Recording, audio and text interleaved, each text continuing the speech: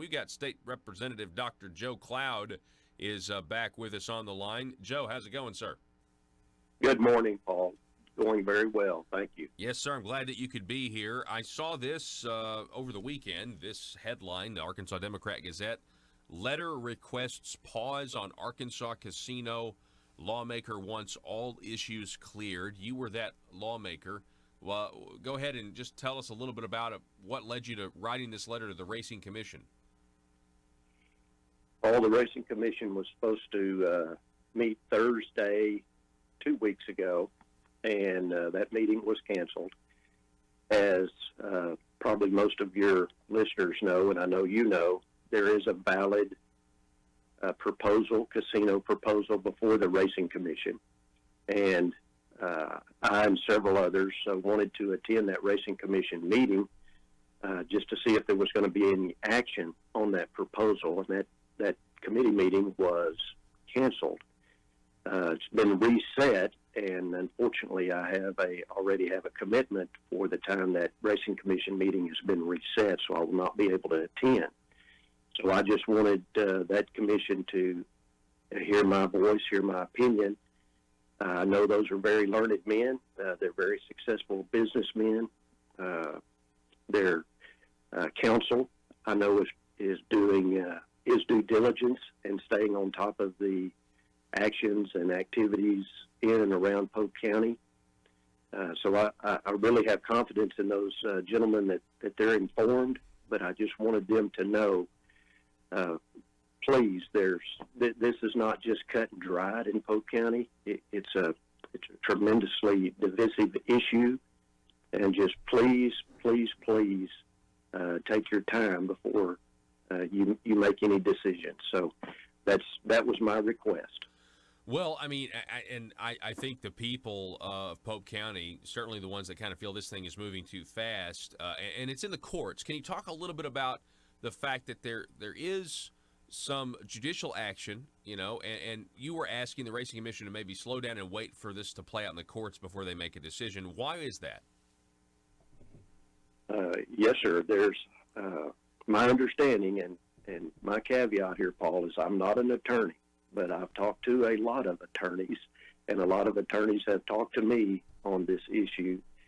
And if I can be a little tongue-in-cheek, this is not totally untrue, but it's meant to be tongue-in-cheek.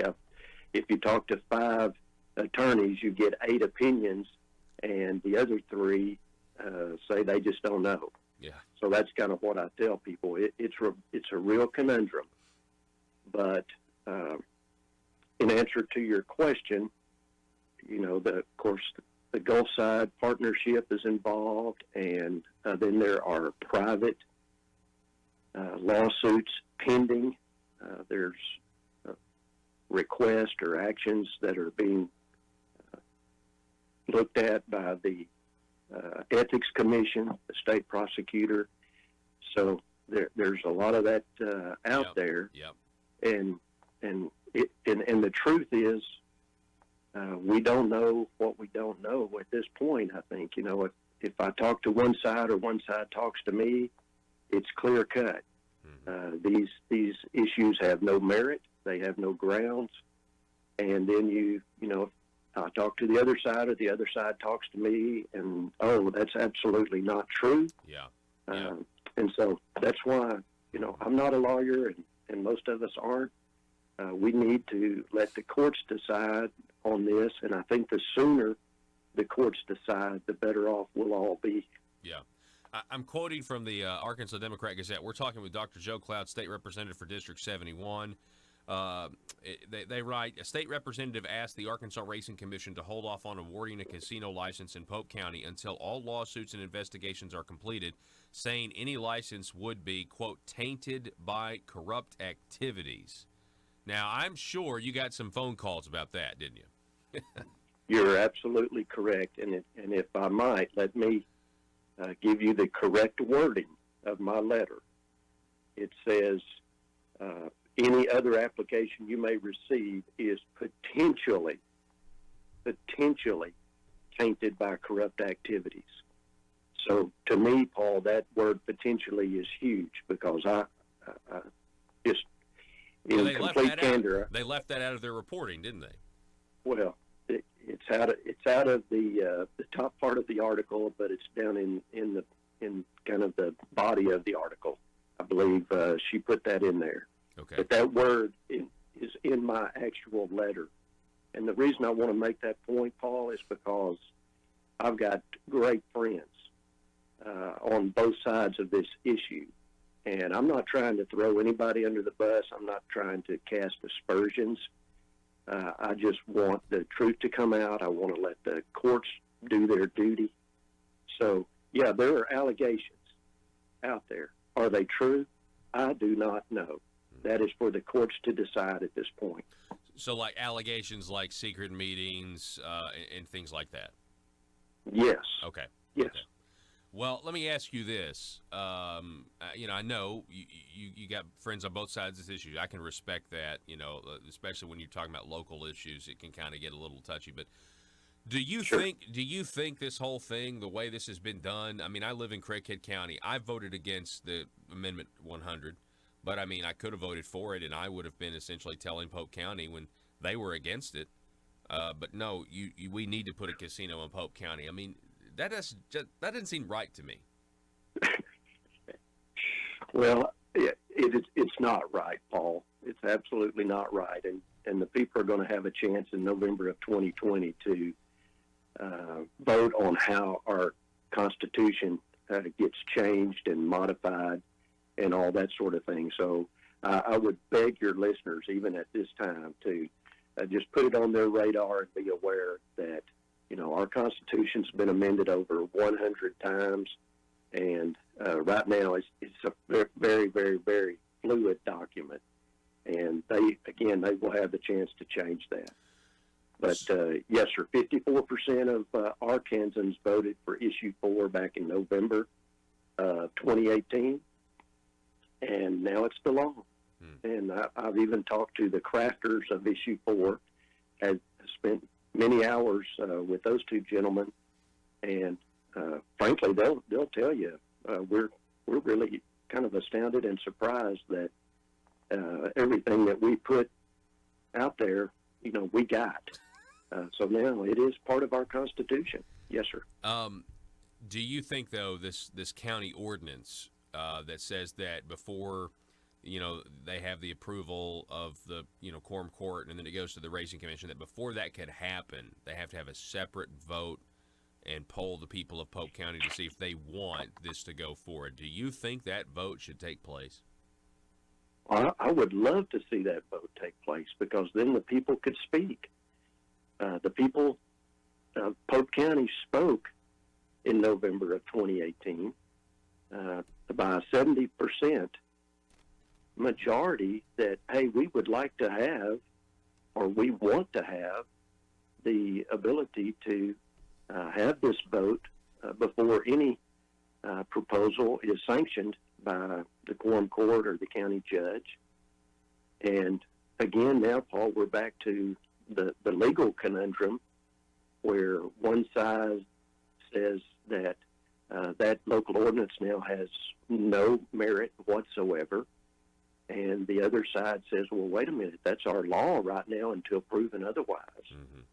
Yeah. So, again, I've carefully listened to both sides and both arguments, and I understand they, particularly the quorum court side of the issue says, look, we can't do that. We've investigated that over the last several months, and there's no way that we can have that vote. And so that's what they say. And the other side says, well, sure, we can have the vote. That's what we voted to do. Mm-hmm. Yeah. Let the people rule, Yeah, I agree. And last Thursday, the quorum court of Polk County, they were going to try to pass a new ordinance to undo the ordinance that requires the vote, which I thought was interesting, but that was tabled. Just so you know, folks, that was tabled. I'm told it was tabled because they didn't have the people there to pass it, or they didn't, have the attendance they needed to actually pass it. Maybe they're 2 votes shy or something. But that was interesting to me, Joe, because if they've in the past said that the ordinance it doesn't mean anything, why is there now an effort in the quorum court to pass another ordinance that negates the ordinance that would require a Democratic vote? Wow, great question. And again, not being an attorney, and also again, Paul, I want to stress, and I kind of tried to make it funny there earlier, but you can talk to 5 different lawyers, and you can get many different opinions on that. But yes, there is talk that the quorum court's going to rescind that initiated ordinance, and again, my understanding is they have the power to do that, and that might free them up from some of the lawsuit issues if they do that. Yeah, and that's another thing that is, because we're talking about, a casino. Here's the problem I have. Down in Jefferson County, okay, they're all, for the most part, they can't wait for the casino to get there, right? It's not an issue. That's correct. Okay, it's like they're just, that's correct. Their main debate right now is whether or not to allow smoking in there, and that's, people want to smoke in a casino. But Yes. There is this stereotypical, series of events that seem to a lot of times be associated with a casino when it comes to town. And at least in the headlines, I think we see that stereotypical situation playing out, in Pope County, whereas, you've got these allegations of secret meetings. You've got this ordinance that the people passed. Now the ordinance doesn't mean anything. Now we're tied up in court. Now we have them coming back, talking about undoing the ordinance. That's the challenge, that's in the court in the first place. And it's kind of, you get the feeling, at least in the headlines, again, we don't want to disparage people, and but you kind of get, by hook or by crook, this is gonna go through, and that's why I'm paying attention to it, because I don't think, and again, I don't live in Pope County, but I don't think the majority of the people actually want a casino and everything that casinos tend to bring to local communities. I don't think they want that in Pope County. Paul, what we have to go on to that point is the last vote, and that was November of 2018. Again, 70% said they wanted the option. They wanted the local ordinance to pass, and obviously it did. And then at the same time, 60% voted against issue 4, which became, of course, Amendment 100. So the argument that's been posed to me many, many times is, look, the public tide has changed, and the sentiment has changed, and now that we see some of the dollar figures, people are for this now.